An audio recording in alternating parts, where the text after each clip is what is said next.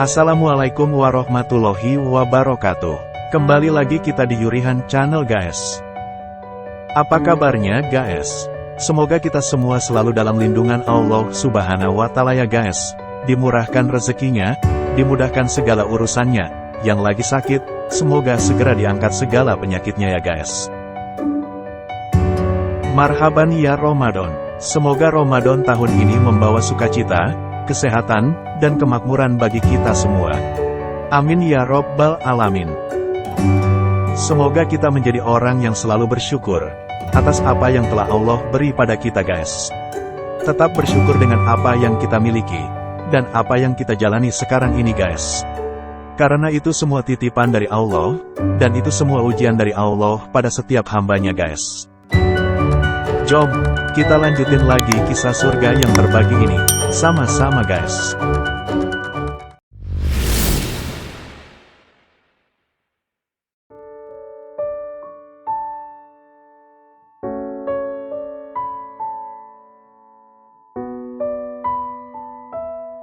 Saat acara akan dimulai, Hafiz masih belum bisa menaklukkan lemas tubuhnya, karena rasa mual yang datang bertubi-tubi. Akhirnya Haslan menyarankan untuk beristirahat di kamar.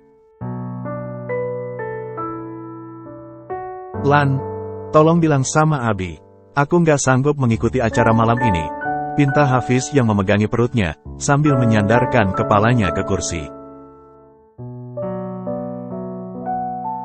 Ya udah, kamu istirahat aja dulu. Nanti akan aku sampaikan pada Abi, sahut Haslan, saat akan meninggalkan Hafiz di ruang belakang, dekat dengan kamarnya. Tinggallah Hafiz seorang diri yang pindah ke kamarnya. Kemudian Hafiz membaringkan tubuhnya di atas kasur yang terbuat dari tilam. Hafiz kembali memijit-mijit keningnya, dia merasakan kepalanya yang begitu berat. Kemudian Hafiz teringat pada Ane. Ia penasaran, apakah Ane juga merasakan hal yang sama, atau hanya dia yang mengalaminya. Dengan tubuh lemasnya, Hafiz segera mengambil gawainya lalu memencet panggilan ke nomor Ane. Berkali-kali Hafiz mencoba meneleponnya, namun tak juga mendapatkan jawaban. Hafiz pun meletakkan kembali ponselnya di samping bantal. Kemudian dia memejamkan matanya. Perlahan namun pasti, Hafiz terlelap dalam tidurnya.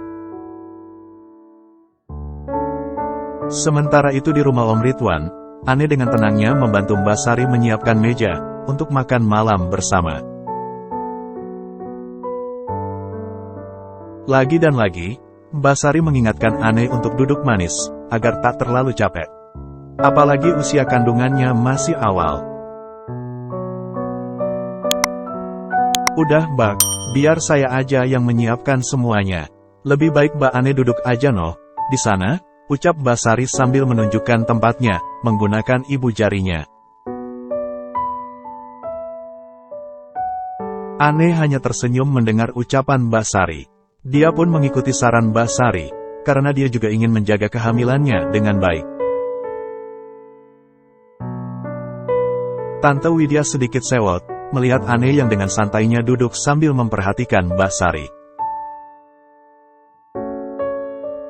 Dasar pemalas, mentang-mentang udah jadi nyonya rumah, sekarang enggan menggerakkan tangannya membantu si Sari, gerutu Tante Widya dalam hatinya. Lalu menghampiri Ane. Hai, Ne, tumben, biasanya juga kamu yang sibuk bantu-bantu si Sari, ucap Tante Widya sambil memutar bola matanya. Nggak apa-apa Bu, biar aja, lagi pula Mbak Ane nggak boleh terlalu capek, harus banyak istirahat, pungkas Mbak Sari. Oh, begitu, takut capek ya, cibir Tante Widya.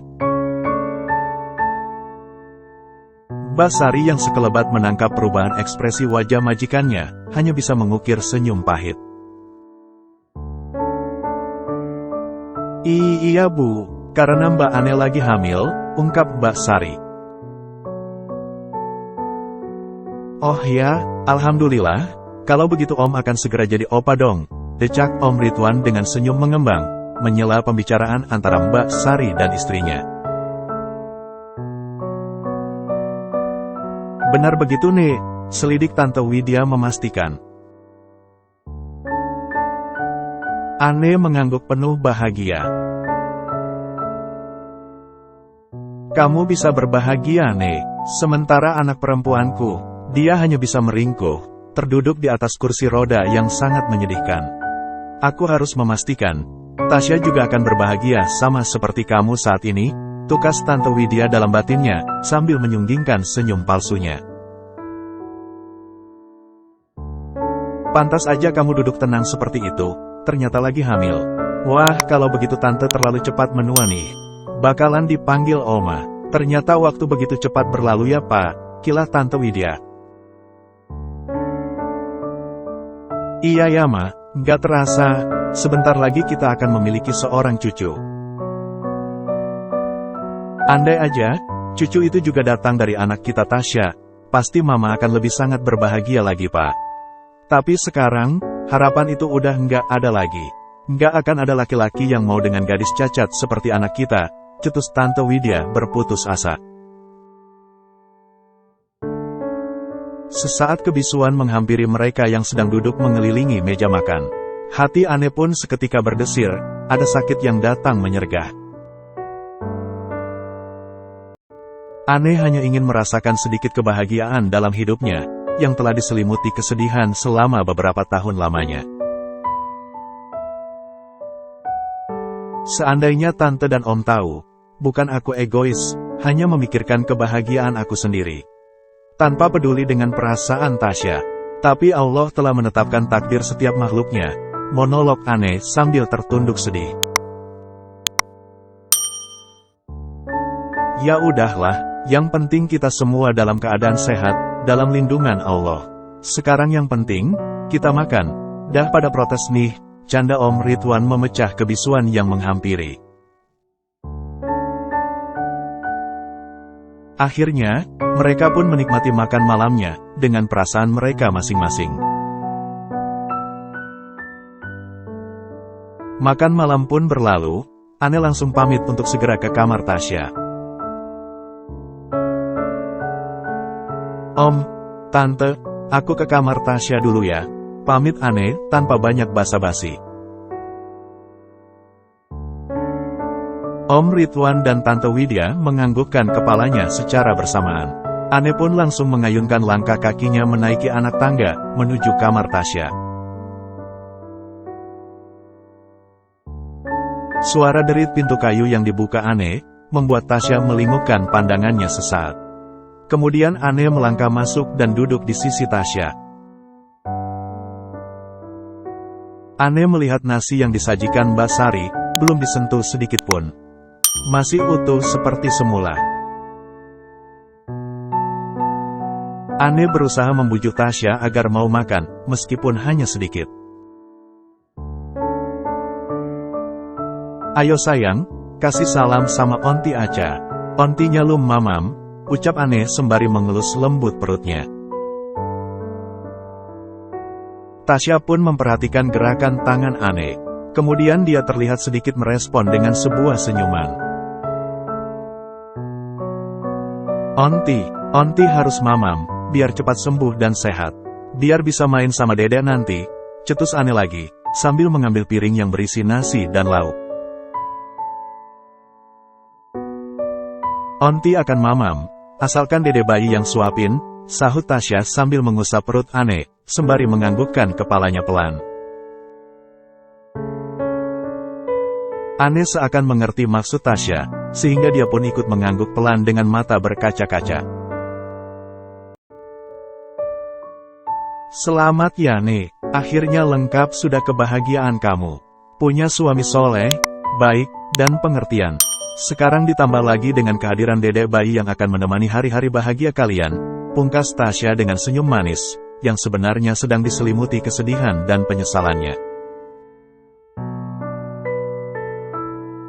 Insya Allah, kamu juga akan menemukan jodoh yang seperti Mas Hafiz ya. harap Ane sambil menyendokkan nasi ke mulut Tasya. Aku nggak berharap banyak, Nek. Bahkan untuk bermimpi aja, aku nggak berani, keluh Tasya pesimis. Yang terpenting kamu itu harus semangat untuk sembuh. Bukankah sebelum-sebelumnya kamu sangat bersemangat? Tapi kenapa sekarang malah kamu putus harapan? Desak Ane sambil menyuapkan kembali nasi ke dalam mulut Tasya. Tasya hanya diam tak bergeming, sambil terus mengunyah. Setidaknya, kamu semangat sembuh untuk diri kamu sendiri, bukan untuk orang lain. Tasya hanya tertegun mendengar kata-kata Ane untuk menyemangati dirinya. Dia hanya tersenyum dalam keputusasaannya. Akhirnya Tasya pun hampir menghabiskan seluruh isi piring yang disuapkan Ane. Setelah selesai, beberapa menit kemudian Ane merasa tubuhnya sudah mengajaknya untuk beristirahat. Ane pun pamit pada Tasya, yang masih berperang dengan pikirannya sendiri. "Sya, aku ke kamar ya. Nih si Dede dah minta bobo," ucap Ane segera keluar dari kamar Tasya. Tasya pun mengangguk. Ane menutup pintu kamar Tasya kembali dengan rapat. Selanjutnya dia masuk ke kamarnya sendiri. Sebelum beranjak tidur, ia sholat Isya terlebih dahulu. Kemudian sambil membaringkan tubuhnya di atas kasur, Ane terbayang kebahagiaan yang terpancar jelas di raut wajah sang suami. Ane pun berniat menghubungi Hafiz. Namun saat dia menyalakan ponselnya, tertera panggilan tak terjawab beberapa kali dari Hafiz. Kini justru sebaliknya, Hafiz yang tak menjawab. Jom kita ikutin terus keseruan cerita Ane dan Hafiz dalam kisah surga yang terbagi di Yurihan Channel guys.